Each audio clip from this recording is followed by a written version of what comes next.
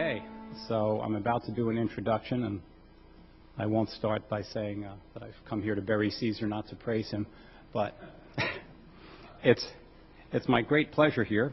Let me get organized.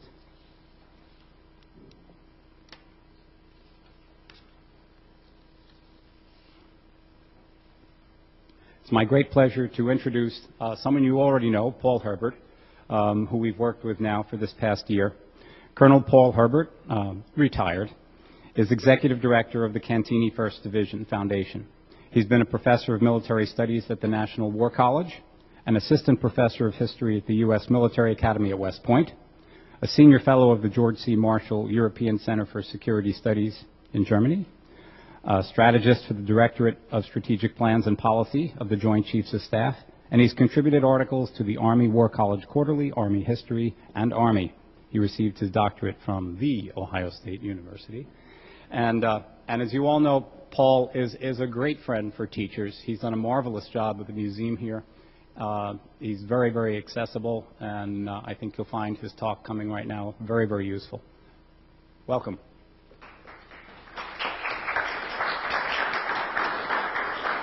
Thank you, Paul. Two Pauls up here this morning. And for those of you who just came in, you are not late. We did get started just a little bit early so we could make some administrative announcements and get underway. Before I get started, I also have handouts. And I'm a walking advertisement for this program, Echoes of War, that I'll talk about a little later. Now, I don't have enough of these for all of you, so we're going to pass them around, and I want all four of them back. But if I were in your... I have never taught secondary school, so I would not presume to give any of you who are in that profession advice. But I think the best single-volume text in American military history that is available to you today is this book by Alan Millett and Peter Maslowski called For the Common Defense. And I'll pass that around, and you might want to jot that down. There is another wonderful volume out of the Major Problems in American History series called Major Problems in American Military History. And what it does is it takes you era by era through America, starting with the colonial era.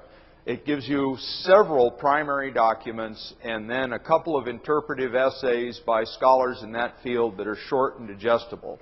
So between these two sources, you could, I think, easily organize projects for integrating military history into a secondary class on American history. The other two things, and I really apologize that I didn't think in advance how useful these might be to you. As a matter of fact, PJ asked me a question yesterday that triggered this in my mind. This is a wonderful pamphlet published by the National Archives. You can get it free. The website and address is in here, and it's called Finding Information on Personal Participation in World War II. So if you have a student who wants to know what Grandpa did in World War II, but all he or she knows is that they were in the Navy somewhere in the North Atlantic, this walks you step by step through how to find more about Grandpa. And that can be a wonderfully exciting project. The National Archives will also publishes this more extensive work, Reference Information Paper 109, Military Service Records at the National Archives. And this is not just World War II specific, this is all American conflicts. So I thought those might be useful to you, and I'm happy to pass them around as long as I see them at my place at the end of the day, in which case nobody leaves. So that's that. What I'm going to talk about today is going to seem very familiar for those of you who were here in March. I haven't changed this presentation greatly.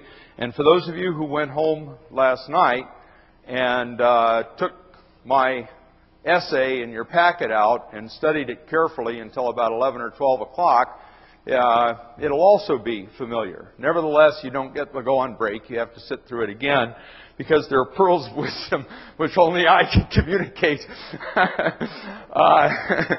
that I'll impose on you this morning. And I'll try and walk quickly through some of the foundational ideas here, because they were covered very well I think many of them were covered very well by yesterday's speakers, particularly Jeremy Black and Kimberly Kagan. And I think I would say amen to much of what they said, and possibly reinforce and complement some of the things that they said. But if I were teaching American military history in secondary school, these are some basics that I would offer as an approach. And all I have to do is make my slides change. Come on, Bubba. I'll talk about these things. Why should we teach it, and how can we teach it? And here are the reasons why I think we ought to teach it, and much of this has been covered. The first is, I don't think you can understand America's history if you do not understand America's military history. Whether we like it or not, war secured our independence, expanded our country across the continent, kept our country united, abolished slavery, made us a global power, and has preserved that power ever since. That is a fact of life. And to ignore how and why those things have happened in our national story, I think is just a mistake. So that's the first reason. The impact of that fact, wars, conflicts, the raising of military institutions, the presence of veterans in our population, is a profound dimension of the American character. And we should understand it. We should seek to understand it. And I think when we present the American story to students absent any discussion of those institutions, we do them a disservice because we do not present the entire story. We are missing a fundamental, I would even say a critical dimension of the American story. Now, here's the other reason. One of the wonderful miracles of this country and this country's notion of democracy is the civil-military relationship in the United States. There are countries all over the world who fear their military. The United States does not. It did once. It does not today. And so the civil-military relationship that gives us civilian control of the military is a critical dimension of democracy in this republic, but it is entirely taken for granted because so far in our political culture it's a given. We just don't even think about it. But we live in an era today, and I don't know that it will always be this way, but we live in an era today where it is a very small slice, even in these times of war, of the American population that actually serves. And so there are fewer and fewer and fewer of our citizens who have personal experience with military service, with warfare, and those sorts of things. And you can measure that in all kinds of ways. The sizes of our armed forces, the fact that they are all volunteer, the disappearance of ROTC from most of our colleges and universities, their consolidation in just a few places. There are many, many ways that we can measure that phenomenon. Some people have gone so far as to say that this is a gap between those people who serve, between our professional, all-volunteer, isolated military on one hand, and a non-military, peace-loving society that really has no experience or knowledge of those things on the other. Now, whether you think there's a gap or not is not an issue here today. I think that whether or not young people serve, they need to know, the rising generation of citizens needs to be familiar with and comfortable with America's military heritage and institutions. And a third reason that I would say is that one of the things we do as we educate young people is we try to help them be capable of ethical reasoning.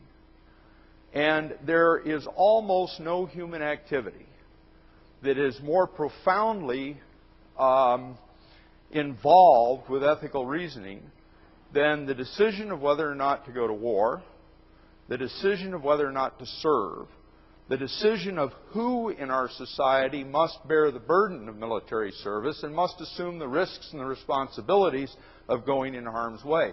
These are profound things. And then the waging of war.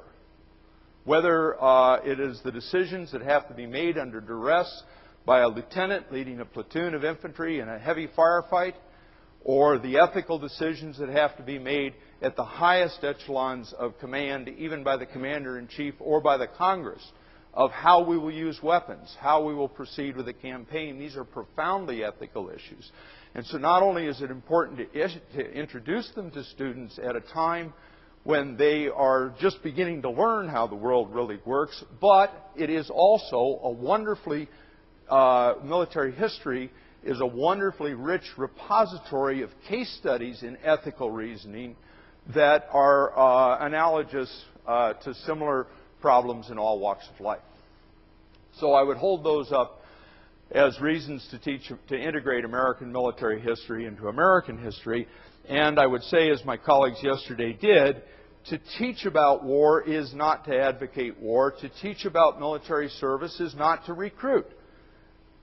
The last thing that I would say about this, and I think this is my own work with teachers, tells me that some teachers are shy about this subject because they themselves are not veterans, and they know that it's sort of terra incognita. The military is full of jargon and wiring diagrams and strange uniforms, and it can just seem like an unapproachable subject. And so if you're not immersed in that business, you sort of steer around it and you're unsure of yourself. And what I would tell you is that every one of you who teaches about things that are profoundly complex in which you personally do not have any experience. You teach economics. You teach about our constitutional basis. You teach about our law. You teach about all kinds of subjects that you yourself have not practiced, probably. And you can do the same with war in the military. You do not have to be a veteran. You do not have to have served in combat to teach about it effectively. So how do you do that? Here's how I'm going to talk about this. I'm going to suggest some foundational ideas, things that I would want, if I were teaching, I would hope that the kids who went through my program and graduated from high school would be familiar with these foundational ideas. And then I'll talk about how we can teach them as we look at American military history. So here are the foundational ideas. The first thing that I think students approaching adulthood ought to understand is that war and conflict are enduring human experiences with profound consequences. We may like that or not like that. We may hope for the day when there are no wars. I served my entire adult life up until recently in the military. I'll be the first to tell you that war is a bad thing, and it ought to be avoided. And there's not much good that happens on a battlefield. And I think all of us hope that war can be avoided in the future. And I think many people, at least sentimentally, are sympathetic to those who foresee a day when, through some brilliant combination of government and understanding and communications and everything else, we would have far more sophisticated, peaceful, and non-lethal ways of resolving conflict. But if we look back at 10,000 years of recorded human history, that day has not occurred. And so war and rumors of war are likely to continue, and young adults ought to know that. They are also, I would underscore, the profound consequences. Wars are not insignificant human phenomena. The conclusions I would draw from this is defense is a requirement of sovereignty. The way this world is today, if you're going to be a sovereign state, a nation, you better be able to defend yourself. And therefore, I think the second foundational idea is that students ought to appreciate the military clauses of the American Constitution. And I think when you introduce how the Constitution provides for the common defense and secures the blessings of liberty, you can teach students through a particularly compelling way how our Constitution works. You can talk about the separation of powers. You can answer Sam's question yesterday. Wonderful question. Wonderful project that he has his students do. Track down all of our conflicts. find out which ones we declared war. The Constitution gives the Congress the sole power to declare war. And then try to understand why we did and why we didn't. Now that exercise alone, taking maybe 2 or 3 examples, 3 or 4, maybe 2 on each side, 2 declarations of war and 2 wars without a declaration, and dig into them analytically the way Carl Walling was having us, real simple little matrix. Did not, why, reasons, for, against. You can do that kind of thumbnail analysis. And you can learn a whole lot about our constitutional nature, about our Constitution.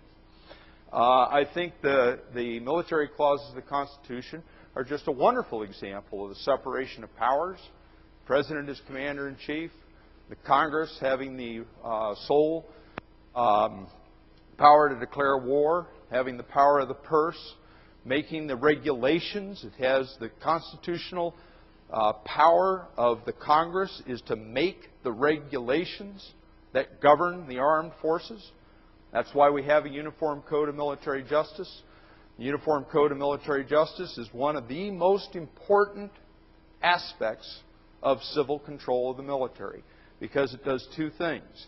It makes the authority of a commander a matter of law. If I'm a commander and you're my soldier and I tell you to do something and you don't, it's not just a technically military disobedience, it is a violation of the laws of the land. Okay? So it gives commanders the power of the law of the land. That's tremendous. Now, conversely, if you have reasons for not obeying my order, even though you're a soldier, you have not set aside your rights as a citizen. And all of those rights are protected, and even more, in the Uniform Code of Military Justice. This is a wonderful, I won't call it unique. I don't know that it's unique in the world. But it's a very, very important American, or dimension of American democratic civil-military relations. I think young adults ought to know something about America's military institutions. The armed services, each of the armed services, and the Department of Defense, and to some degree probably the intelligence community and other dimensions of our ability to provide for the common defense. But I don't think a high school graduate should be ignorant of our armed services. And so I think the institutional history of the services is worthy of introducing into class. And then finally, I think we ought to talk about the causes, conduct, and consequences of our wars. I think a lot of secondary education gets into the causes and the consequences, but doesn't really talk about why did these consequences occur, and as we discussed yesterday, were there alternative outcomes, the whole idea of contingency. I think it was Jeremy Black who made the point that it takes 2 parties to go to war, at least 2 parties to go to war, and both believe at the outset that they have a hope of winning. But by definition, only one will. And so understanding that contingency, I think, is very, very important. Okay. So let's talk, I think this is right, yeah. Let's talk quickly about American military institutions. I think students could be caused to analyze their primary purposes and their actual roles. We raise armies to defend the country, but armies do lots of other things. Some of them they do by direction. We tell them to go battle forest fires in the Rockies in the hot summers. That's really not part of their charter, but we do it because they're an available government institution that's very, very capable of organizing and conducting and overseeing operations of any kind, whether they're combat operations or not. And then American military institutions play informal roles. One that you could point to immediately is integration. All throughout our history, all minority groups within the United States have sought to have equal status within the armed forces as a demonstration of their commitment to the country and a ticket to full equality as a citizen. And that's an enduring theme in the role of the armed forces in the United States. They are instruments of policy. And so you could do another thumbnail analysis. What is our policy approaching the War of 1812? What kind of forces did we have? Were those forces appropriate to the policy? Because in a rational world, we would create the forces that are appropriate to the policy. Now, the problem, of course, is that political policy can change very rapidly, particularly in an election year. Changing military institutions cannot be done rapidly. And so you can look at some of the conundrums that presents us with. American military institutions are reflections of American culture. And so if you are interested in American culture, you can look at the military and you can see how our culture is reflected in our military institutions, and vice versa. You can see how our military institutions have impacted American culture. Obvious example, the GI Bill. 1945, 1946. Had we not written the GI Bill, what kind of a country would we have been in the 1950s and the 1960s? And as somebody said yesterday, we never separate ourselves from our past. Why did we write the GI Bill? Because of our experience with the World War I vets, which wasn't all that great. And when we realized that the numbers of veterans coming back from World War II were so much larger than they were in World War I, we thought, boy, we better do something, or this is going to be a real mess. And what a profound impact that had on our country.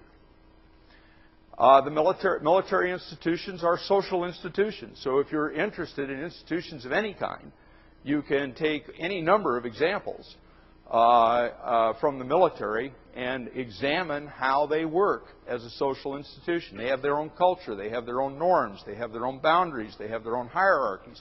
They have their own values. All the sort of things that we want people to understand about institutions and about social groups can be examined in the military. And if you get the students' attention by talking about grandpa or grandma and his or her experience in that social institution, it can be kind of fun. I think the question of, I've already talked about it, but I think the question of who serves and why is profoundly important. And I've already made this point, I think, understanding our civil-military relationship, not just the formal legal structure of how the civilian government uses the military as an instrument of power, but the entire web and woof of, or warp and woof of how military institutions, whether they're bases or organizations or things like that, interact with the society around them is an important question. So those are some of the things you could talk about. Here are America's wars. You've got another list. There's another list that Walter McDougall provided that Paul just mentioned. But these are the major ones. And if I were doing it, I'd just line those up, and I'd look at how I was going to teach my course, and I'd remind myself that in every era we have gone to war. And so there's the theme, and then we'll figure out how many of these we'll talk about in passing and how many of these we would talk about in some detail to reinforce some other point of the curriculum. I think it's important to teach a little bit about the conduct of war because of the contingent nature of its outcome and the profound consequences that war can have. And that means that a teacher ought to be reasonably comfortable with these ideas. Kimberly talked yesterday about strategy, operations, and tactics, and I thought she was exactly right, and I'll talk about that in just a minute. But there are some other ideas. A lot of these come, I spent my life in the military either going to or teaching in military schools. We can make almost a catechism out of these and many other terms, okay? So you don't have... you don't have to take it anywhere near to that degree, but you ought to have some sort of basic familiarity with these terms and what they mean when you look at military operations. So we'll start with strategy, operations, and tactics. It's a hierarchy. It works both up and down. It's a hierarchy that communicates across all levels. And so ideally, your strategy, your concept for how you use military power to achieve a political goal ought to drive the kinds of campaigns that you wage, and the requirements of those campaigns ought, and the nature of the enemy and the terrain ought to drive the tactics that you use. Conversely, there's a bottoms-up notion across this hierarchy that sometimes the tactical requirements of a specific time and place will impose upon the strategic decision maker or limit the choices of a strategic decision maker. So understanding that hierarchy, and I'm going to illustrate these in just a few minutes. And then Kimberly made this point. We ought to understand that there are campaigns that we send military forces to some part of the world to carry on a series of operations that will lead to the peace that we want. And that usually includes one or more battles, the violent collision of forces in a specific time or place. So we'll illustrate that. This is very familiar. This is the Western Front in World War II. I don't really think they called it the Western Front, but it's Western Europe. There's Normandy, where the Allies came ashore June 6, 1944. And there was very, very tough fighting in the hedgerows to get off the Normandy beaches, but that was done successfully, and there was a rapid pursuit across northern France and Belgium of the withdrawing German army. And the German army, or German armed forces, were nearly destroyed, but not quite. They made it back into the very rough ground that you see here along the western side of the Rhine River Valley on the western borders of Germany, which they had fortified years earlier. They called it the West Wall or the Siegfried Line.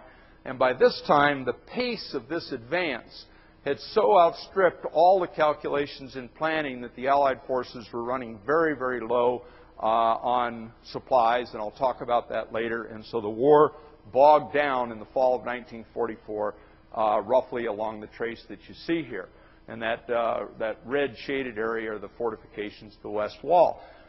Now, there was a huge debate within Allied councils about what we do next. As a matter of fact, the entire course of the Second World War is one of debate within the Allied High Command about, is it Germany first or the Pacific? How do we allocate resources between these two theaters? Who's the most dangerous enemy? How do we cooperate with the Soviet Union? What kind of a political environment do we want when we eventually win? What's the best way to get at Nazi Germany? Do we use strategic bombers? Do we use naval power? Do we invade? If we invade, where do we invade? All of that sort of thing. The debate that's going on here is illustrated by that little arrow right there.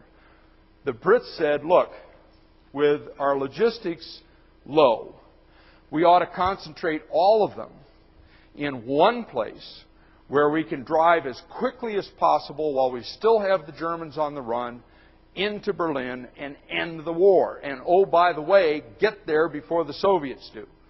Because a profound issue in the defeat of Nazi Germany is the fact that God knows how many Soviet divisions are advancing from the east off this map. And that resulted in Operation Market Garden. You've probably seen the movie or read the book, Cornelius Ryan's book, A Bridge Too Far. It was a near-run thing, but it didn't work. And Eisenhower was not convinced anyway, so there's some that would argue that maybe he didn't put wholehearted support behind the effort. What resulted from that was the broad front strategy, and the broad front strategy is the idea that we outnumber them, they can't be strong everywhere, we may advance slowly, but we are all advancing together across one huge broad front, and we will force this enemy to break somewhere. Well, that's a choice, and it has consequences. And it's an example of strategy. Broad front versus narrow front. Yes? Eisenhower was commanding the British Army and an American Army, and you really couldn't put the emphasis on one army or the other for political reasons, which is driving the campaign. Absolutely. That you would have had a huge outrage in the United States if Montgomery had received all the support, or a huge outrage in Britain if Patton had received all the support. Excellent point. Excellent point. And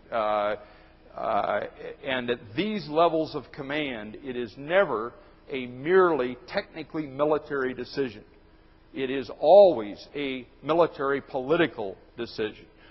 I'm going to talk later about the Battle of the Bulge. And the Battle of the Bulge occurs where you see this green goose egg, which is the Ardennes, the Eifel Mountains in the German side, the Ardennes Mountains on the Belgian-Luxembourg side.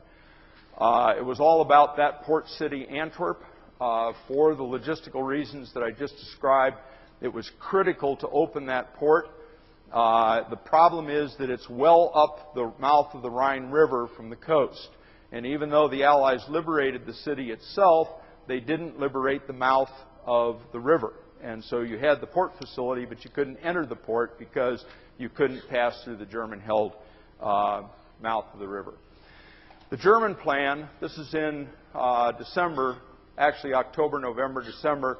The German plan is to concentrate as many forces as they possibly can, camouflage them, hide them in that rough ground, punch through the Ardennes, where they had been so successful against the French in 1940, and cross the Meuse River and race for Antwerp and seize Antwerp.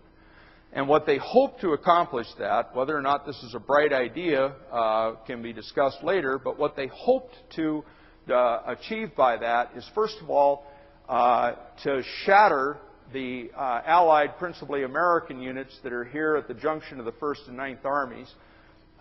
Secondly, to seize Antwerp and deny it so that you compound the Allies' logistics. And thirdly, exploiting the point that Wick Murray just raised, to split the British-Canadian forces in the north from the American forces in the south, and hopefully somehow precipitate a falling out between those two allies that might let you negotiate a peace on the Western Front in time to turn all your forces to the east and confront the Soviets and save Berlin.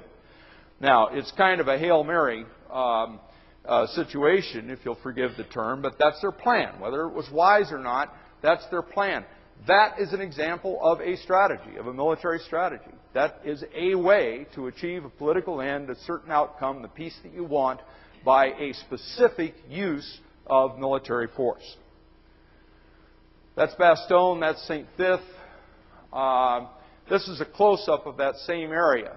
And you can see the concentration of German forces here. The 6th Panzer Army, 5th Panzer Army, and 7th Army, all concentrated in the front of the U.S. 1st Army, which is right here. 3rd Army is there. That's General Patton's command. And the Brits are up to the north. And you can see how rugged the ground is.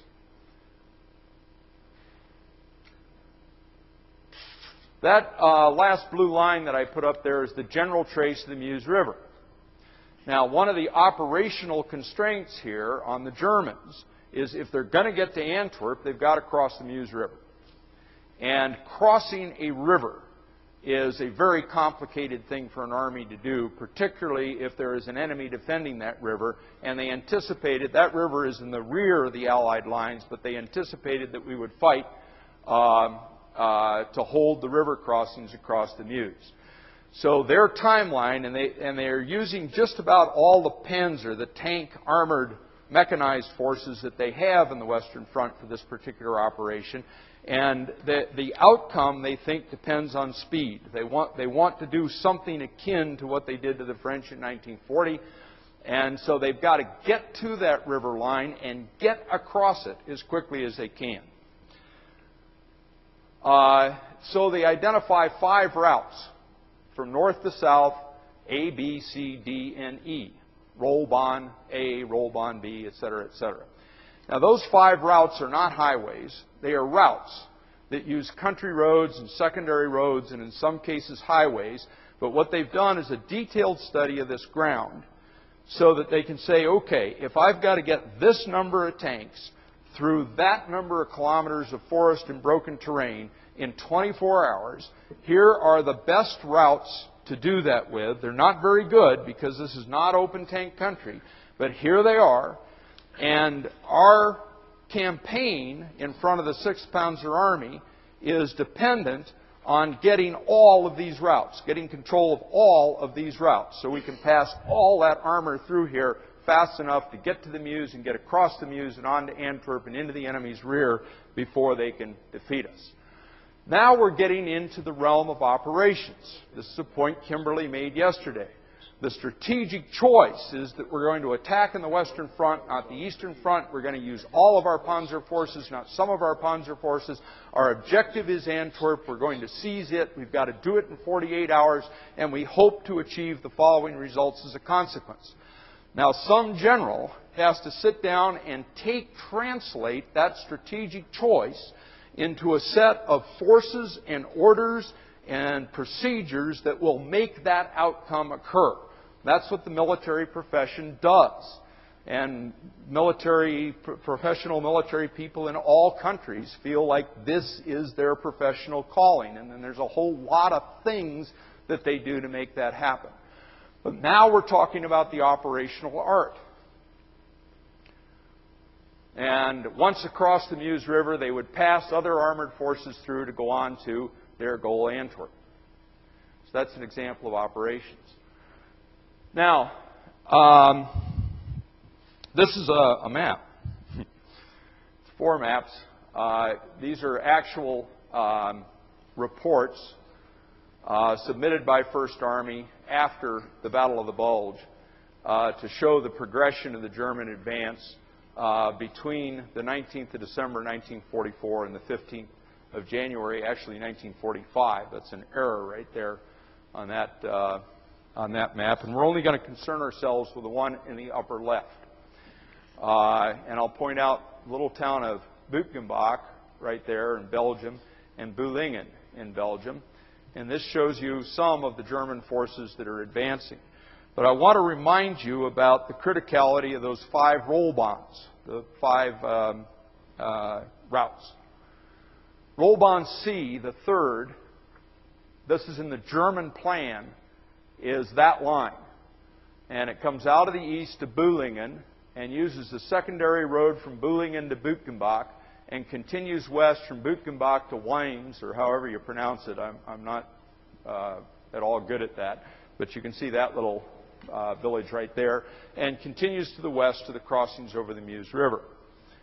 And roll bond D is about 10 kilometers south of that and goes roughly through that. And then there was one more roll bond to the south of that. So there are 2 to the north of it off the map, 1 to the south of it off the map, and that's roll bond C and D. Now, the Allies didn't know that. That was the German plan. Those were the 2 roll bonds. 2 of those roll bonds. This is a close-up of that terrain. That's the Elsenborn Ridge, and the 99th Infantry Division was there. Mind you, when the Germans attacked, this is a tremendous surprise. And the Allies had been advancing across this ground slowly. They've been fighting in the Hürtgen Forest and in Aachen and other places like that. The 99th Division is on that ridge, the Elsenborn Ridge. This is the village of Boulingen. The Germans are there. That's Buchenbach. Nobody is there but some supply troops. This is the roll bond, the planned German route that they must acquire. Now, when they attacked on December 16th, 1944, the attack in the north against the 2nd and 99th U.S. Infantry Divisions failed. That was a desperate and hellacious fight. And if you ever want to read compelling narrative about American infantry in combat, read the story of the 2nd and the 99th Infantry Divisions on the northern shoulder of the Bulge between the 16th and 20th of December, 1944. But suffice it to say that the German infantry that was supposed to attack those formations and clear the handful of routes through the forest failed in that effort by a whisker. And the 99th and the 2nd hold their ground, badly battered. Roll bonds A and B cannot be opened. And the Germans have to make an immediate operational choice. Do we commit if they were attacked by infantry, do we commit our panzers and try to force our way through the 2nd and 99th? Or do we change our timetable and start moving panzers from the planned routes A and B in behind the troops planned on C and D and try to push through there? And that's the choice that they make. Well, this is not easy to do. This is bad terrain, it's bad weather, limited roads, pressure of time, snow and rain, lots of mud. It has to be done at night, working with troops that have been up for 72 hours, 96 hours, so all the sort of fog and friction of moving. So the German timetable starts to slip. However, in the south, they've had some success, and they've occupied Bulingen. The 1st Division has just been pulled out of the Hürtgen Forest in November, where they were badly battered and made very little progress.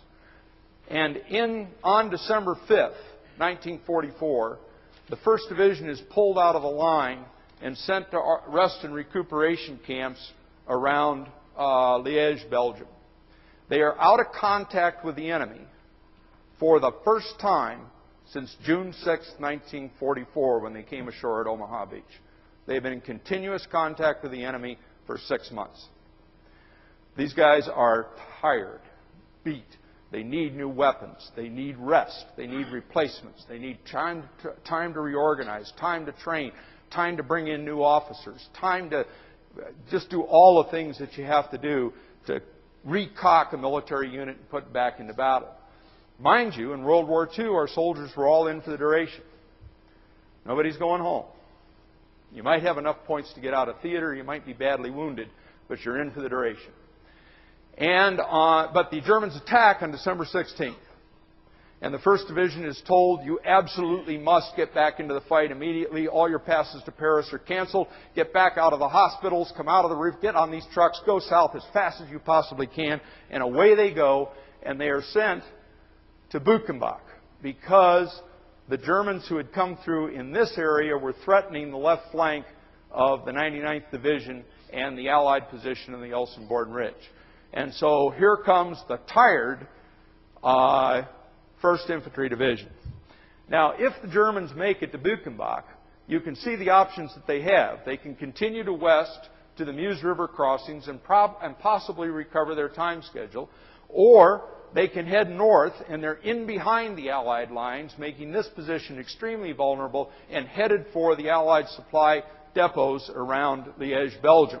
And that is another option that they have in their plan of capturing those supplies. But the 1st Division, actually the 26th Infantry Regiment, actually the 2nd Battalion of the 26th Infantry Regiment, arrives in Buchenbach. The commander takes a look around. He knows the Germans are in Bulingen.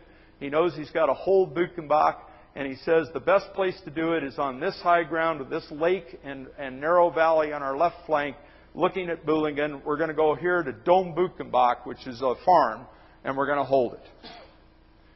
And now we're entering the realm of tactics. How do you organize ground, people, and weapons on a specific piece of terrain against a specific enemy to capture a specific or to perform a specific mission? And so this is how this hierarchy sort of works together. This is Dom Buchenbach, and this is the 26th Infantry's overlay, is what we call it. It comes out of our archives. It's the actual one. Colonel John R. Seitz was the commander. Major Claude Glisson was the S3. He's initialed off as official. We've modified it a little to publish it in a book. But these are all the positions, and this is kind of the funny, to me and I think to the other people here who have been in the service, they understand basically what this is, but all this shows is the positions of the various companies of the 26th Regiment and the other units that were with them to hold this position.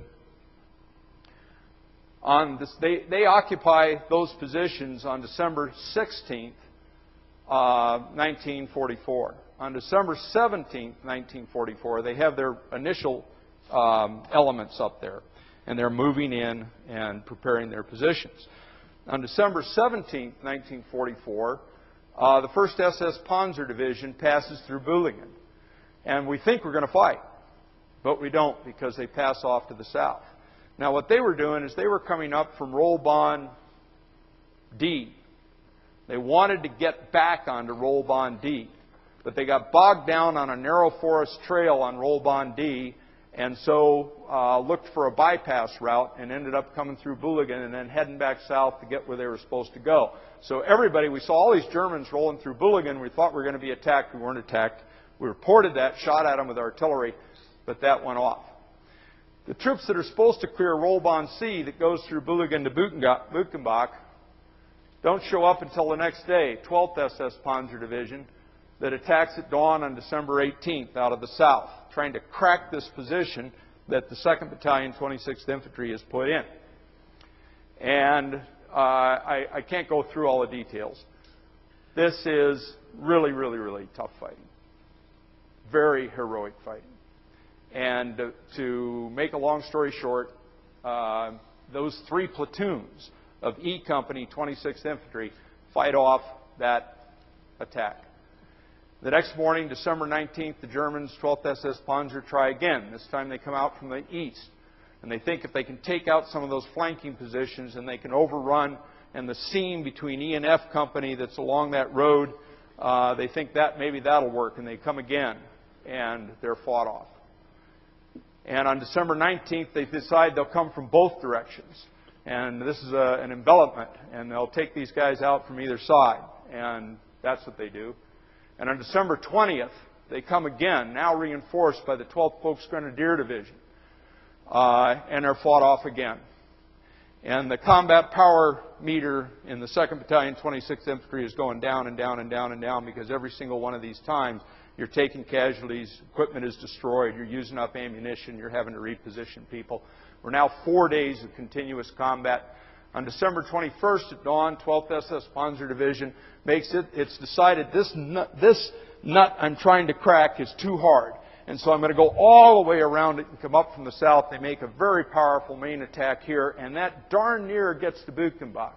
But one of the things that the 2nd of the 26th does here is they tell their infantry, okay, stay in your foxholes no matter what happens and kill as many German infantry as you can. That's your job. Use your rifles, hand grenades, submachine guns, and so on and so forth to kill the infantry. Let the enemy's tanks roll right on past you because they're going to try and go into Buchenbach. And so that's what they do. And when those tanks get inside this open perimeter like this, there's a handful of tanks and tank destroyers that take them on. But we really do, we use one of our tremendous technological advances in the Western theater in World War II, advantages in World War II, which was our artillery. And we have, I can't remember the figures, but I think it is 16 battalions of artillery that are firing into this position at once, all controlled by General Andrus, the commander of the 1st Division, who had been the division artillery commander prior to this battle. And we're calling that artillery into the kill zone defined by that perimeter of troops. So we're bringing it in on top of ourselves. Let the German tanks inside our position, where they're all swirling around, get deep into our holes, and call in as much artillery as we possibly can and destroy them. And that tactic seems to work pretty effectively at horrific price. I'm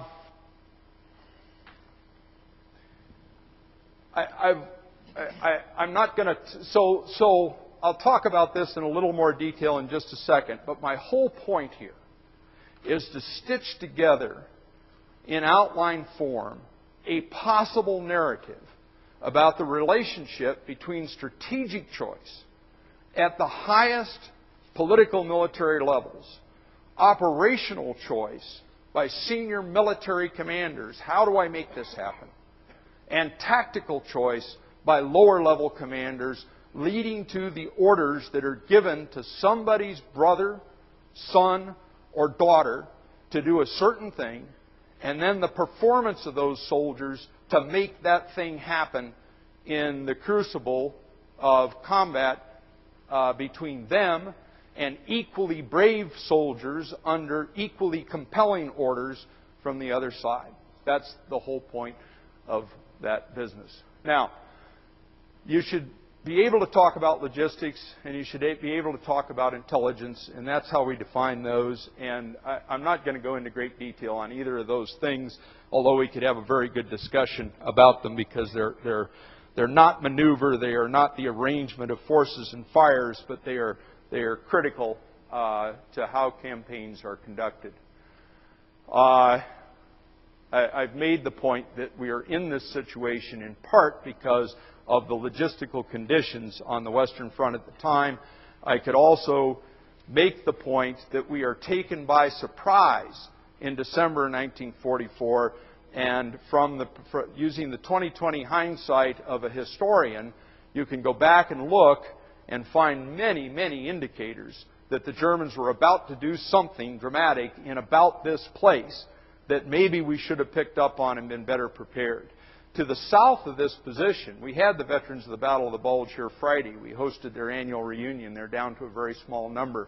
But I spent some time with veterans of the 106th and 28th Infantry Divisions, which were deployed to the south of where the 1st Division was brought in on the flank of the 99th. Those two American divisions were overrun and destroyed on December 16, 1944. We lost over 8,000 soldiers as prisoners alone. We lost thousands more dead and wounded. We should have known it was coming in retrospect. The failure to anticipate and prepare for the Battle of the Bulge is probably right up there with missing Pearl Harbor and missing the Tet Offensive and missing 9/11. And so the intelligence dimensions of warfare are certainly important. I want to talk briefly. Professor Van Creveld talked about technology, the application of science to the practice of war, said it's never been more important. It is not more important today than it has ever been, but it has always been critical to the practice of war. And organization. It's not just having the technology. It is how you organize that technology to accomplish the kinds of things that you anticipate doing. And that leads us to a discussion of combat power and force ratios. These are areas in which my Army, again, has just a labyrinth of confusing and conflicting measures to figure out who's stronger. But it's an intuitive issue. You know, all of us love to talk about what are the Cubs' chances. Okay? And we go through this whole business of how do they compare to anybody else that's in the competition.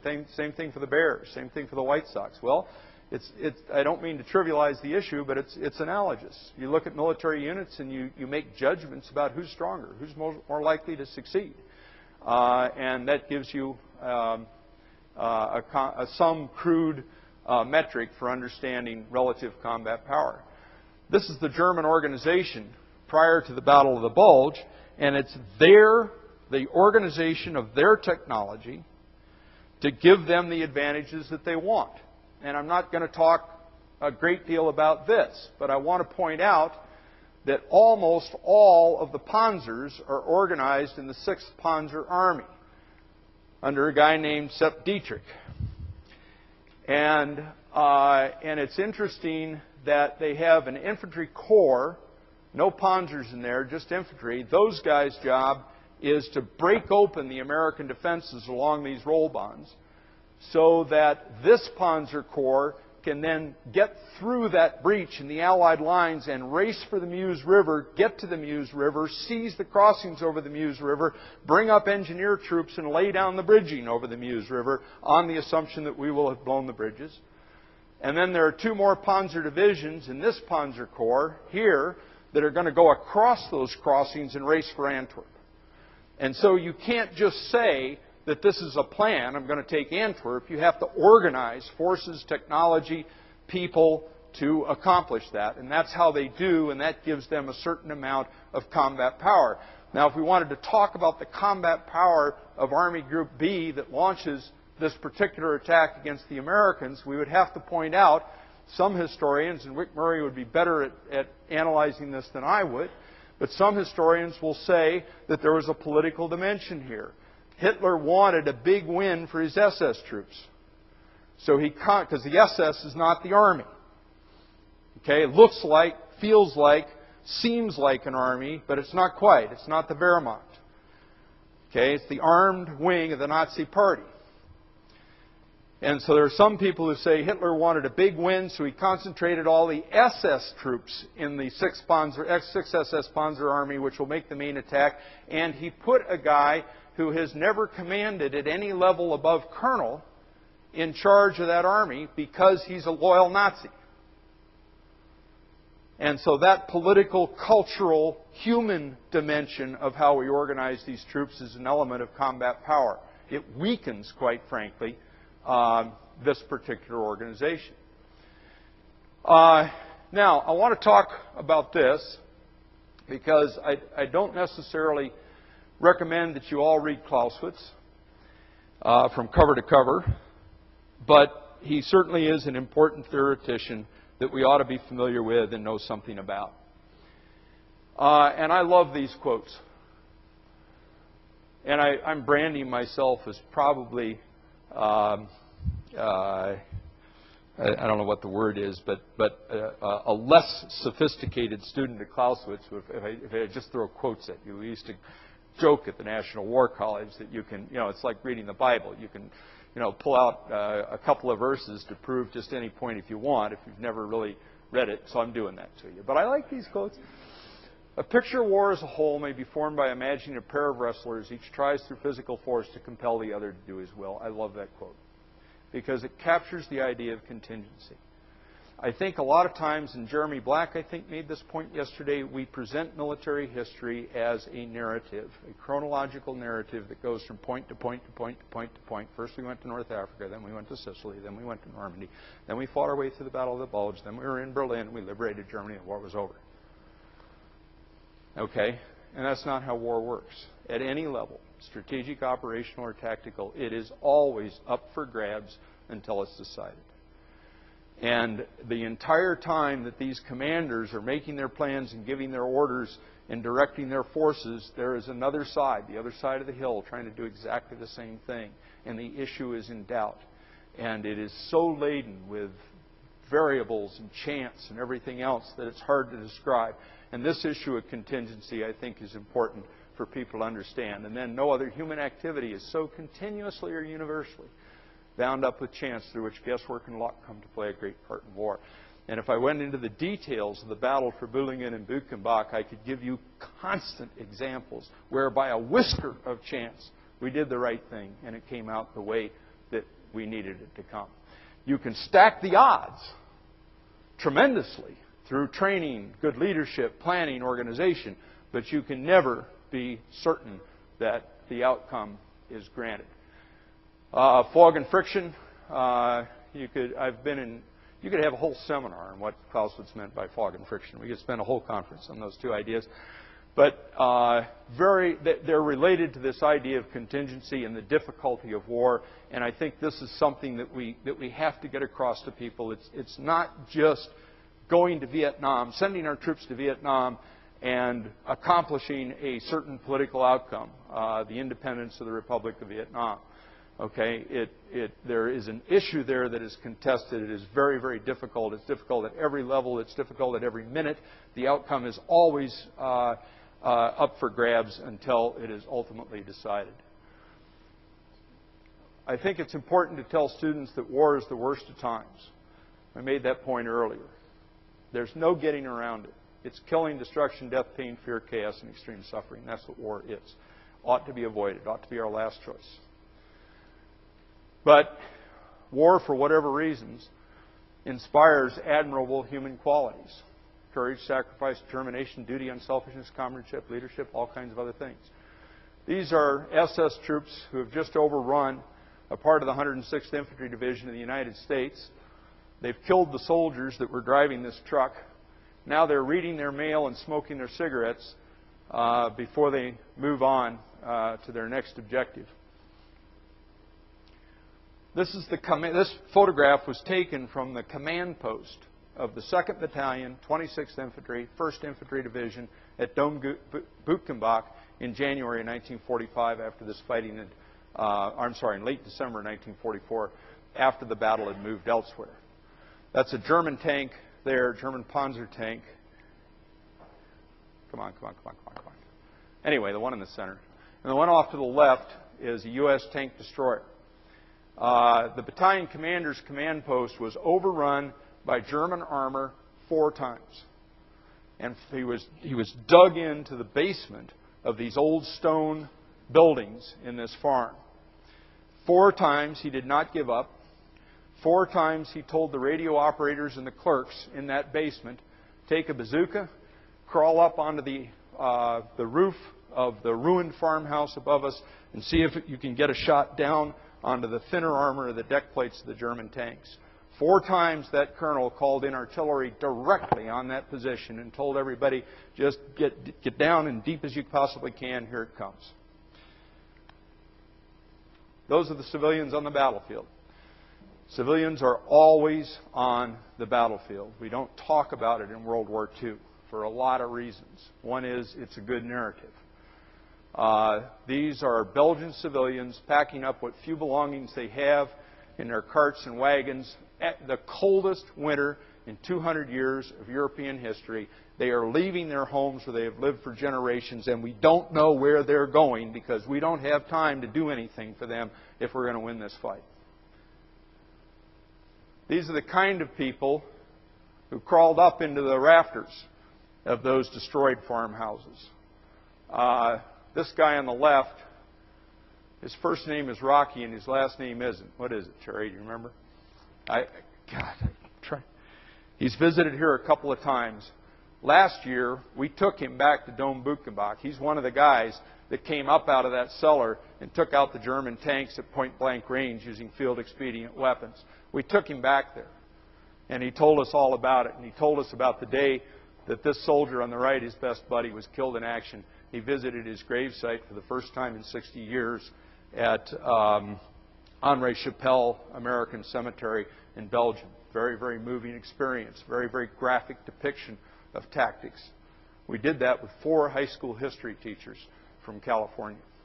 And they were powerfully moved to talk about these stories in their class. These are soldiers of the 16th Infantry Regiment that was on the right flank of the 26th and held their position. This guy here is Darrell M. Daniel, Commander, 2nd Battalion, 26th Infantry, 1st Infantry Division. He's the guy who called in that artillery. He's the guy who put all those people in position. He's the guy who would not leave.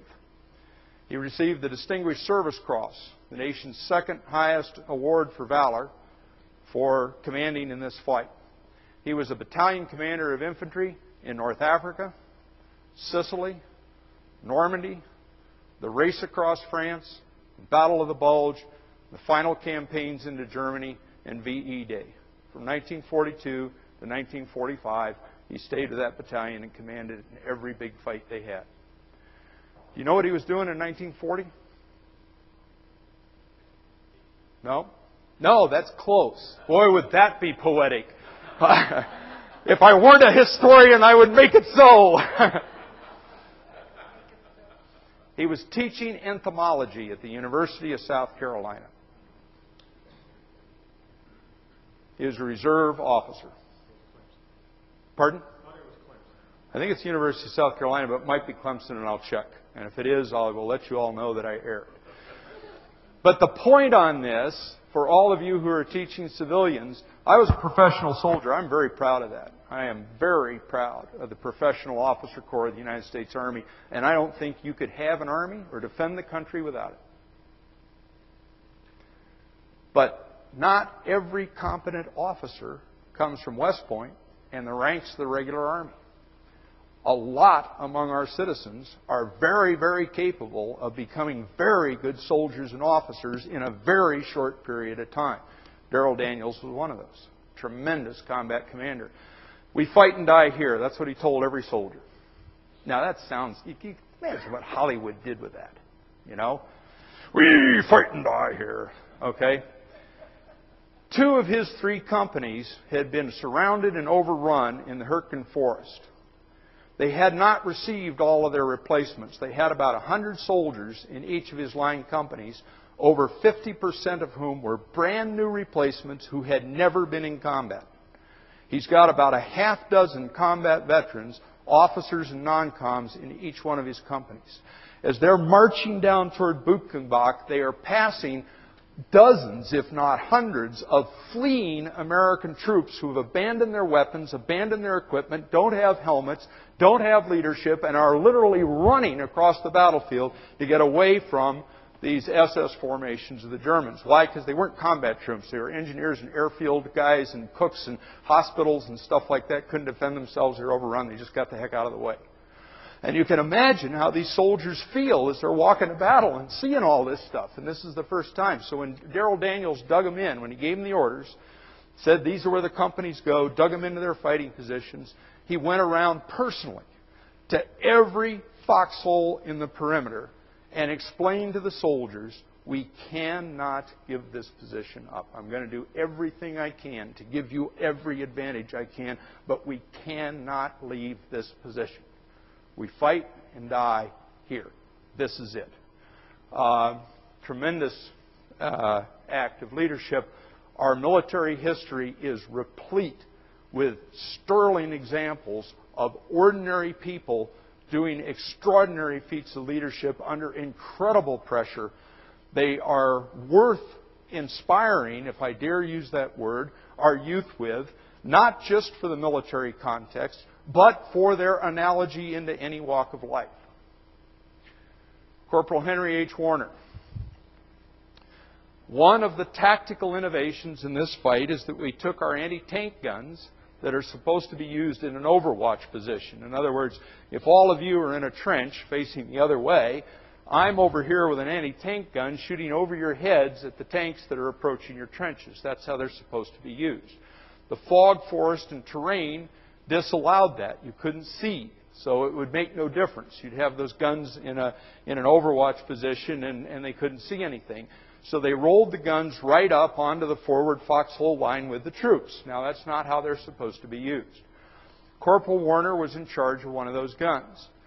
His position came under attack from 3 German tanks, closing on them from a distance of approximately 300 meters. They went through their combat action drill, loaded and fired their weapon, hit the first tank, knocked it out.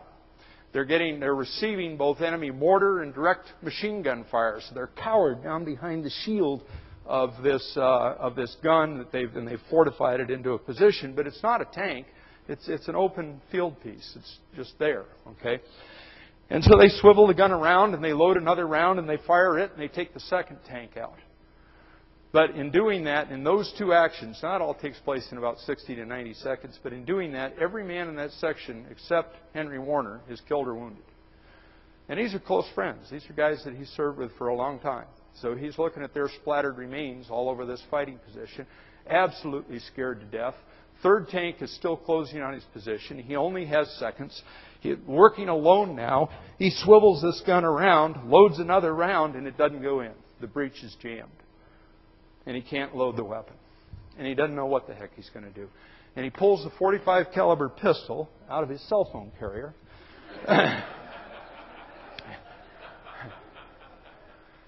Stands behind the shield of his gun and empties the magazine into the onrushing tank. And when he had done that, he dives into the bottom of the foxhole next to the bodies of his wounded comrades and cowers in there, knowing that the next thing that is going to happen to him is that tank is going to roll right over that position, push the anti-tank gun down in there, and it's going to crush him like a bug. And so who knows what Henry Warner's last thoughts were, or what he thought would be his last thoughts. Didn't happen. A few minutes go by, and he hears the sound of a tank shifting gears. And then he hears the engine. And it seems to be withdrawing. And he's puzzled and scared. And he comes up out of his position to look over the shield of his gun. And the tank is withdrawing into the fog. Because one of the rounds of his .45 caliber pistol had hit the commander of that tank square through the chest, just as he came out of the hatch. And the commander of the tank was slumped over, blood running down the side of the tank. And the Germans in that particular tank platoon had had enough. They'd lost 2 tanks. The tank commander of the 3rd tank was killed. And they withdrew. Henry Warner was wounded. Not critically, but severely. Should have been evacuated. And he said, no, I'm not leaving. We have a fight to fight. But he didn't have an operational anti-tank gun. So that night, he volunteered to go out on a hunter-killer patrol, 3 or 4 guys, submachine guns, rifles, hand grenades, and a bazooka. And they'd crawl through the forest and the fog and get out into the German positions and see if they couldn't get a cheap shot on an enemy tank and take it out. While he was doing that, they were engaged by the coaxial machine gun on a Panther tank, and Henry Warner was killed.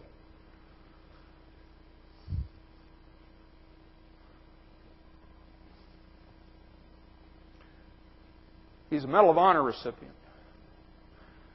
Because nothing about his duty, which was profound, Henry Warner, as a citizen of our republic, as a soldier, had a duty because his colonel, Darrell Daniels, had told him, we fight and die here. And so his duty as a soldier meant that he could not leave. He had to do what he did. But he did not have to stand up with a .45 caliber pistol and take on a German tank. And when he was grievously wounded, he did not have to refuse medical treatment. He had every right to be evacuated. He did not have to do those things. Nothing required him, as the crewman of an anti-tank gun, to volunteer to go out on a hunter-killer patrol that night. The Medal of Honor is awarded for conspicuous gallantry and intrepidity at the risk of life above and beyond the call of duty. A soldier's duty is profound. When you identify a soldier who serves above and beyond the call of duty, it is profound service to this republic indeed. And Henry Werner was very deserving of the Medal of Honor, one of 16 awarded to 1st Infantry Division soldiers in World War II. Another 11 awarded in Vietnam. I think this whole business of duty, we all, every one of us, have duties. And we all have an obligation to perform our duty. And we have duties as citizens. And there are people among us who perform above and beyond the call of duty, not just in a military context, in many walks of life. Jeremy Black, a Brit, said yesterday that one of the tremendous defining qualities of America is our nonprofit philanthropic organizations, almost all of which operate because our citizens do things that their duty does not necessarily require them to do, but they feel compelled to do to make life better for their fellow citizens. So you can use the example. I think it's very, very important that we talk to the rising generation of citizens about responsibility, if you want to couch it that way, about duty, about community, about service. And I think you can get particularly compelling examples from our military history that are not just relevant to our military heritage, but have analogies in other walks of life. And so I think it's profoundly important.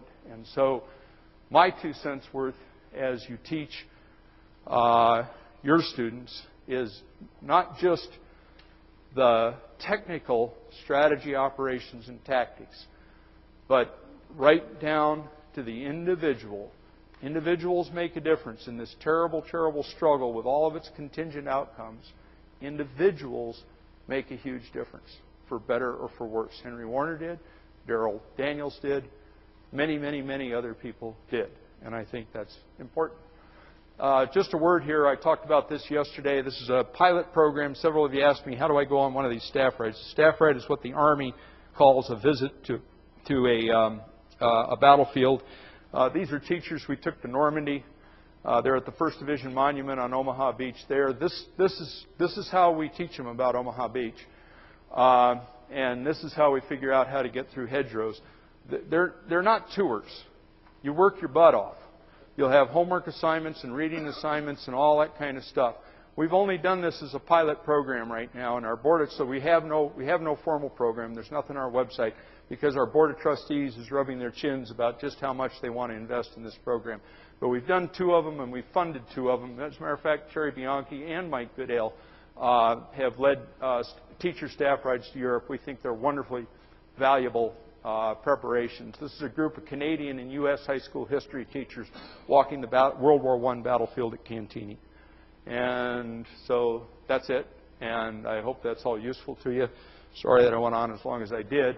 But again, I commend you all for what you're doing, and I think there are many ways that we can take our compelling military heritage and use it in the context of other history that we're teaching to inspire a rising generation of citizens to serve this republic well in uniform or as civilians. So, questions?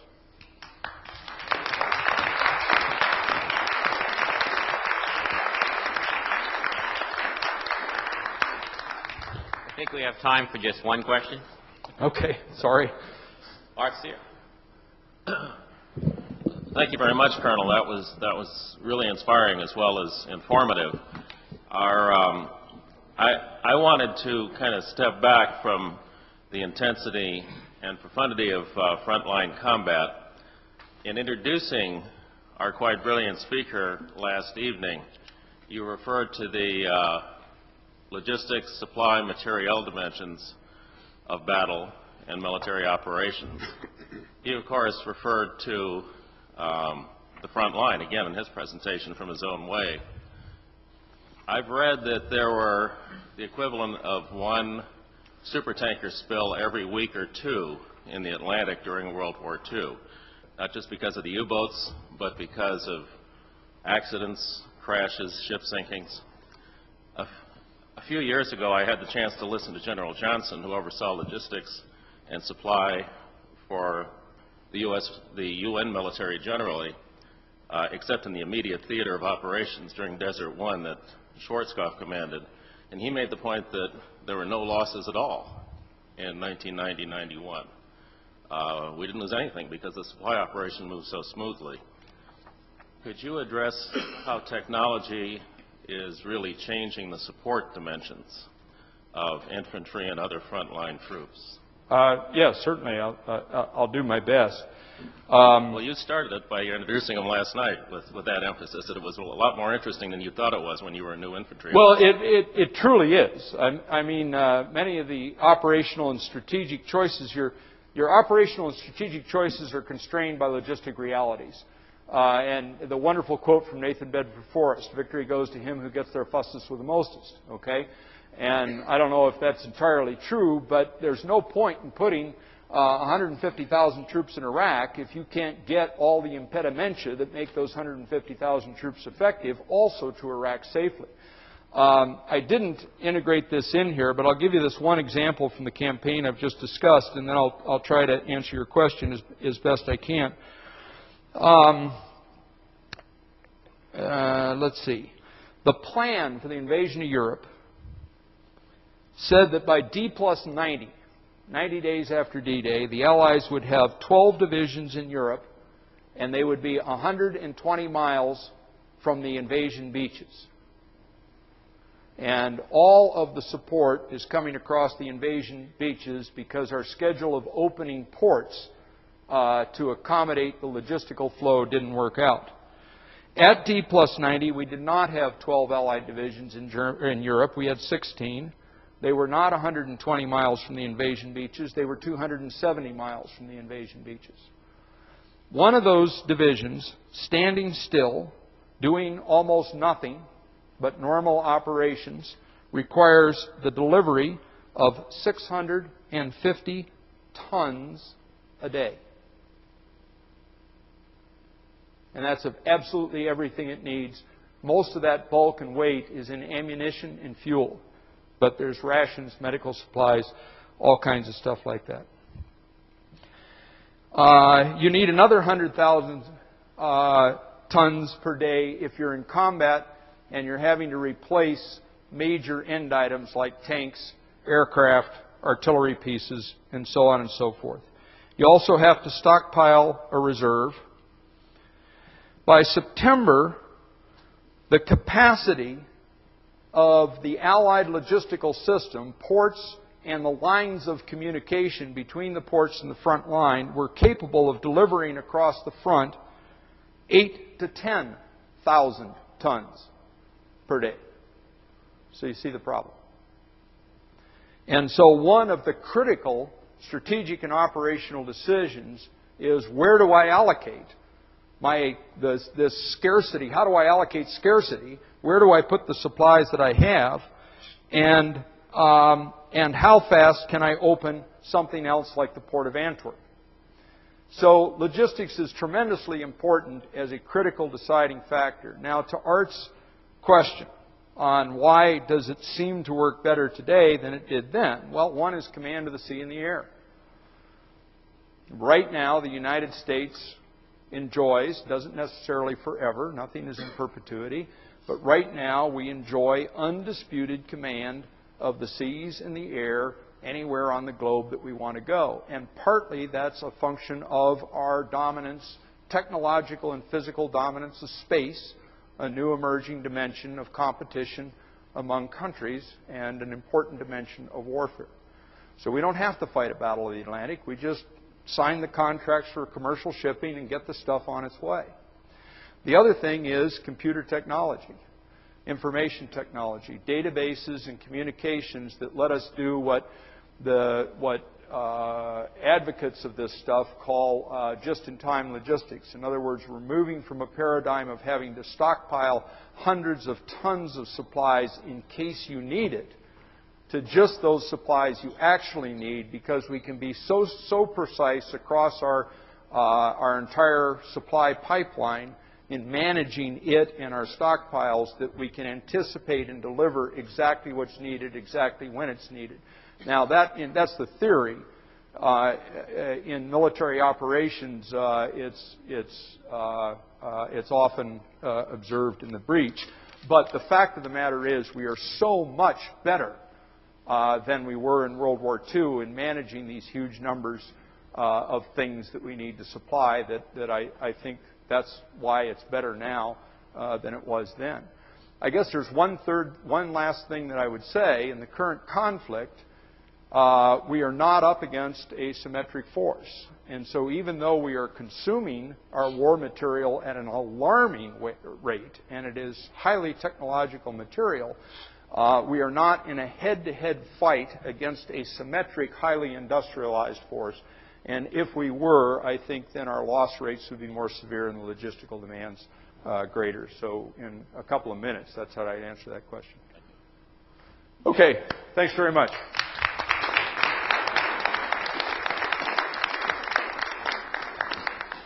I'd like to thank my conference partner, Paul Herbert, for a talk that not only illuminates but inspires. The discussion about logistics reminds me to quote my colleague James Kurth, who often says, strategy, anyone can do strategy, but logistics, that takes a genius. We now break for 15 minutes, and we'll be back here at 10 o'clock.